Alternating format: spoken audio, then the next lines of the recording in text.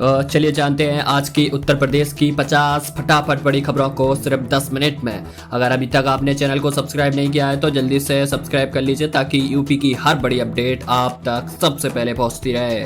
उत्तर प्रदेश में विधानसभा चुनाव नजदीक आते ही राजनीति माहौल पूरी तरह गर्मा गया है। राहुल गांधी के उस बयान के बाद सियासत और तेज हो गई जिसमें उन्होंने कहा था अगर यूपी में इंडिया गठबंधन की सरकार बनी तो केंद्र की मोदी सरकार पर भी असर पड़ेगा। इस बयान पर समाजवादी पार्टी के प्रमुख अखिलेश यादव काफी आक्रामक नजर आए। उन्होंने भाजपा सरकार पर पिछड़े दलितों और अल्पसंख्यकों के साथ अन्याय करने का आरोप लगाया और कहा कि प्रदेश में हुए कई एनकाउंटर में पीटीए समाज के लोगों को निशाना बनाया गया।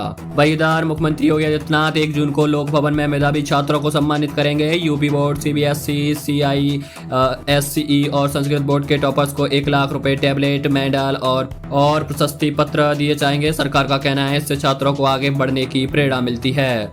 वहीं बिजली संकट को लेकर भी सियासत तेज होती जा रही है। अखिलेश यादव ने सोशल मीडिया पर तंज कसते हुए कहा प्रदेश की जनता लगातार बिजली कटौती से परेशान है और अगले चुनाव में इसका जवाब जरूर देगी। उन्होंने बिजली मंत्री और सरकार की कार्यशैली पर भी सवाल उठाए। वहीं अगली बड़ी और अहम खबर, प्रयागराज दौरे के दौरान मुख्यमंत्री योगी आदित्यनाथ ने गंगा पूजन और आरती में हिस्सा लिया।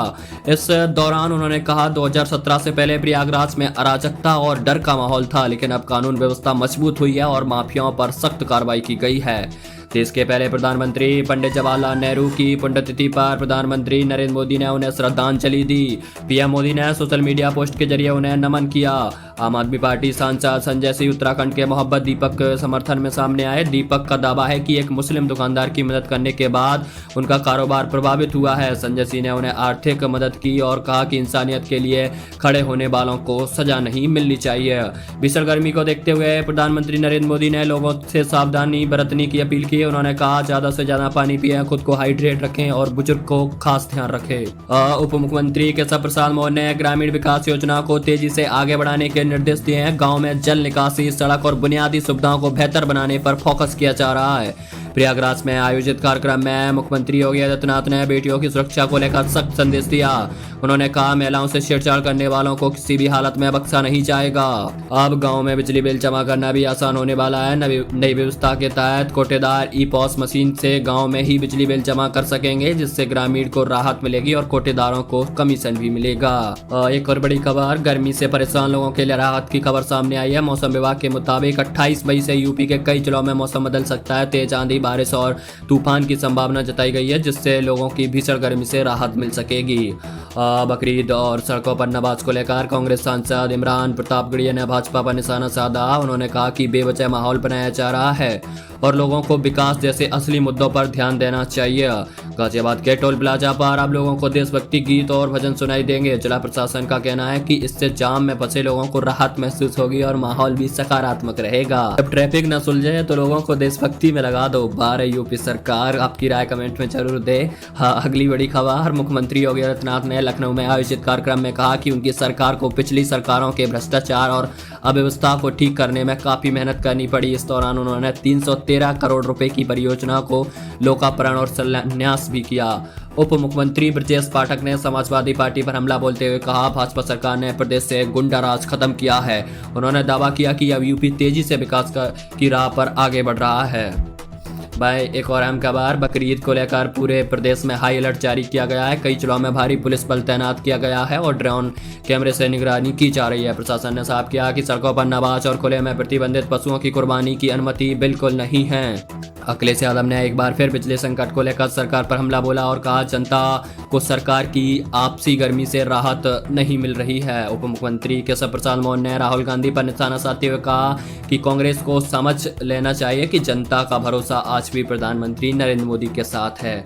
आप उत्तर प्रदेश के कौन से गांव और शहर से हमारे चैनल को देख रहे हैं, कमेंट सेक्शन में जरूर बताएं, जिससे हमें खबरें दिखाने में आसानी होती है। भाई एक और अहम खबर, यूपी पुलिस कांस्टेबल भर्ती परीक्षा को लेकर बड़ी अपडेट सामने आई है। परीक्षा 8, 9 और 10 जून को आयोजित होगी, जबकि एग्जाम सिटी स्लिप 29 से 31 मई के बीच जारी हो सकती है।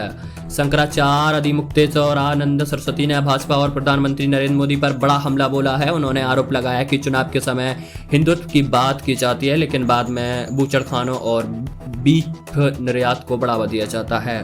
कांग्रेस नेता अजय राव को कथित विवादित वीडियो पर भाजपा ने तीखी प्रतिक्रिया दी। मुख्यमंत्री योगी आदित्यनाथ ने इसे अभद्र और अक्षम्य बताते हुए कांग्रेस पर निशाना साधा। उप मुख्यमंत्री ब्रजेश पाठक ने भाजपा कार्यकर्ताओं से कहा कि सरकार की योजनाओं को हर जरूरतमंद तक पहुंचाना ही सबसे बड़ी जिम्मेदारी है।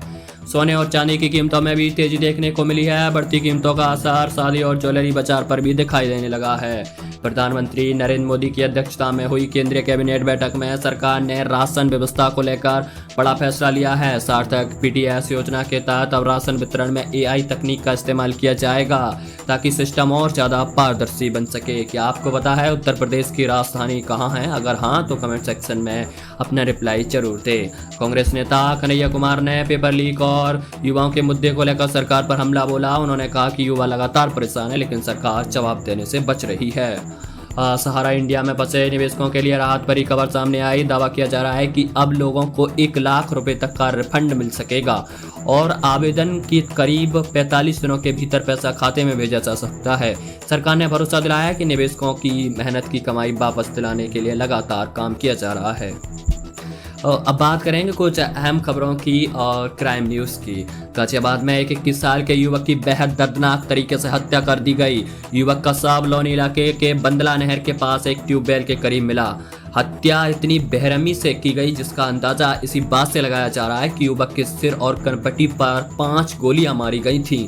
मौके से पुलिस को बियर की 4 कैन और एक बैग भी मिला। फिलहाल पुलिस युवक के मोबाइल की कॉल डिटेल खंगाल रही है ताकि हत्या से पहले वह किन लोगों के संपर्क में था इसका पता लगाया जा सके। सबका पोस्टमार्टम के लिए भेज दिया गया है और पूरे मामले की जांच शुरू है।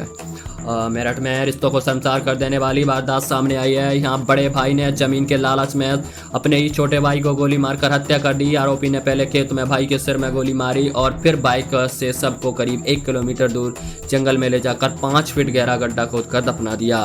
हैरानी की बात यह है कि राज पूरे 23 दिन तक छिपा रहा। बाद में मौसी की शिकायत पर पुलिस ने आरोपी को गिरफ्तार किया। उसने खुद पूरी वारदात कबूल कर ली। पुलिस ने गड्ढा खुदवाकर सब बाहर निकलवाया और पोस्टमार्टम के लिए भेज दिया है।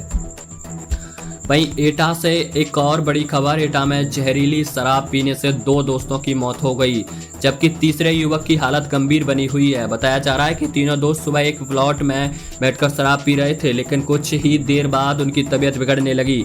परिवार वाले उन्हें तुरंत अस्पताल लेकर पहुंचे जहां डॉक्टर ने 2 युवकों को मृत घोषित कर दिया। घटना के बाद इलाके में हड़कंप मच गया और बड़ी संख्या में लोग थाने पहुंच गए। पुलिस अब पता लगाने में जुटी है कि शराब कहां से खरीदी गई थी और उसमें जहरीला पदार्थ कैसे मिला।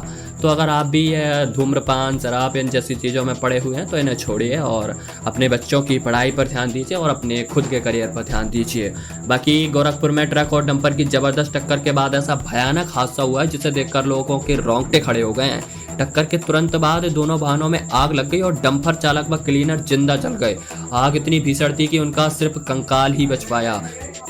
वहीं आग इतनी भीषण थी कि उनका सिर्फ कंकाल ही बच पाया। वहीं ट्रक चालक और खलासी ने किसी तरह कूदकर अपनी जान बचाई लेकिन दोनों बुरी तरह झुलस गए। आग की लपेट और धुएं को गुबार कई किलोमीटर दूर से दिखाई दे रहा था। हादसे के बाद हाईवे पर लंबा जाम लग गया और 5 दमकल गाड़ियों ने करीब 1 घंटे की मशक्कत के बाद आग पर काबू पाया। एक बड़ी अहम खबर। गोरखपुर में विवाहिता की मौत के मामले में एक नया मोड़ सामने आया है। झंगा इलाके के रहने वाली 25 साल की चांदनी देवी ने पति से वीडियो कॉल पर बात करने के बाद सुसाइड कर लिया था। घटना के बाद मायके वालों ने ससुराल पक्ष पर दहेज प्रताड़ना और आत्महत्या के लिए उकसाने का आरोप लगाया। पुलिस ने मामला दर्ज कर कार्रवाई शुरू की और अब पति मनीष सिंह को गिरफ्तार कर जेल भेज दिया गया। पुलिस का कहना है मामले में पति समेत 3 लोगों के खिलाफ केस दर्ज किया गया था। और इस तरह की अहम खबरें जानने के लिए आप चैनल को सब्सक्राइब कर सकते हैं। साथ ही हमारी इंस्टाग्राम टीम खबर बिट को हमारी तरफ से बहुत बहुत धन्यवाद क्योंकि वहाँ पे 50 के परिवार विथिन 25 डे में कंप्लीट हो गया है। और साथ ही अगर आप हमारे इंस्टाग्राम से जुड़ना चाहते हैं तो लिंक डिस्क्रिप्शन में फॉलो ज़रूर कीजिए और ऐसी ही उत्तर प्रदेश की अहम खबरों के लिए सब्सक्राइब कर लीजिए।